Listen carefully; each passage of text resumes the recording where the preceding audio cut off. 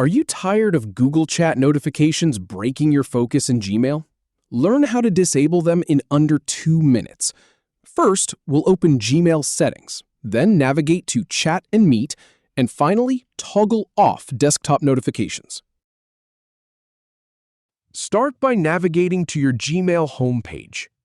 Then, click on the gear icon at the top right corner to open Settings. Now, click on See All Settings to open the full settings menu. Next, click on Chat and Meet in the top bar. Scroll down to locate the Chat Settings section. Then, click on Manage Chat Settings to access more options. Now, click on Notifications to view the notification settings. Finally, under Desktop Notifications, click the toggle switch to turn them off. If you have any feedback or if any info is inaccurate, please leave a comment below. We'll do our best to answer or redo the video if needed. Thanks for watching.